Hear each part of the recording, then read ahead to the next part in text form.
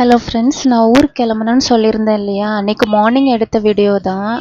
அன்றைக்கி ரொம்பவே ஹரிபரியான டே தான். ஒர்க் அதிகமாக இருந்தது. துணி வாஷ் பண்ண வேண்டியது இருந்தது. துணி வாஷ் பண்ணி நிறைய துணி மடிக்காமல் அப்படியே இருந்தது. எல்லாத்தையும் மடித்து பேக் பண்ணி வைக்கணும்.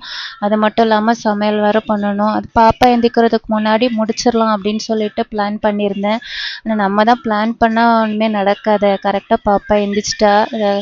அவள் எந்திரிச்சதுக்கப்புறம் தான் நான் காலைல டிஃபனே பண்ண ஆரம்பித்தேன். சரி, ஓகே, எப்படி இருந்தாலும் நம்ம தானே குழந்தையும் பார்த்துட்டு மேனேஜ் பண்ணி ஆகணும் அப்படின்னு சொல்லிட்டு மார்னிங் டிஃபன் வந்து கோதுமை தோசை தான் சுட்டேன். டிஃபன் வந்து முடிச்சுட்டு அதுக்கப்புறம் மத்தியானத்துக்கு என்ன வைக்கலாம் அப்படின்னு யோசிக்கும்போது நைட்டுக்கும் டிஃபன் பாக்ஸில் வச்சு எடுத்துகிட்டு போயிடலாம் அப்படின்னு பார்த்தா வெரைட்டி ரைஸ் யோசித்தேன். என்னமோ வெரைட்டி ரைஸ் எனக்கு அந்தளவுக்கு பிடிச்ச மாதிரி தெரியல.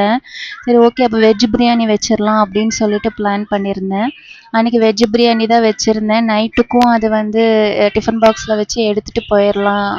அப்படின்னா நம்ம சாப்பிட்டுட்டு ஹேண்ட் வாஷ் பண்ணிடலாம் உள்ளேயே அப்படின்னு சொல்லிட்டு பிளான் பண்ணியிருந்தேன். அன்னைக்கு கிளைமேட் கொஞ்சம் நல்லா இருந்துச்சு. ரொம்ப வெயிலும் இல்லை, மழையும் இல்லை. அப்படியே கொஞ்சம் க்ளவுடியாக அப்படியே மைல்டாக இருந்தது. பஸ் வந்து நைட்டு 4:45க்கு சொல்லியிருந்தாங்க. சரி, அதுக்கு முன்னாடி நம்ம ட்ரெஸ்ஸஸ்லாம் பேக் பண்ணி வச்சிடலாம் அப்படின்னு சொல்லிட்டு எல்லாத்தையுமே பேக் பண்ணி வச்சாச்சு. பேக் பண்ணி வச்சுட்டு மதியம் சாப்பாடு லன்ச்சும் முடிச்சாச்சு. முடிச்சுட்டு பாத்திரம்லாம் ஒரு பாடு நிறைய கிடந்துச்சு. எல்லாத்தையுமே கடன்னு வாஷ் பண்ணி போட்டாச்சு.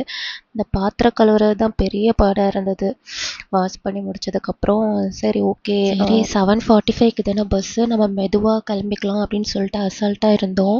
அந்த பஸ்ஸில் உள்ள அண்ணா ஃபோன் பண்ணி நாங்கள் 7:15க்கு ரீச் ஆயிடுவோம், கொஞ்சம் சீக்கிரம் வந்துட முடியுமா அப்படின்னு சொல்லி கேட்டாங்க. அப்புறம் ஹரிபரியாக கடன்ட்டு எல்லாத்தையும் பண்ணி எல்லாத்தையும் வாஷ் பண்ணி அரைகுறையாக எல்லாத்தையும் பண்ணிவிட்டு கிளம்பிட்டோம், பஸ்ஸை விட்டுறக்கூடாதுன்னு சொல்லிட்டு. அன்றைக்கி நைட்டு சரியான மழை. இப்போ ரொம்பவே நல்லா இருந்தது.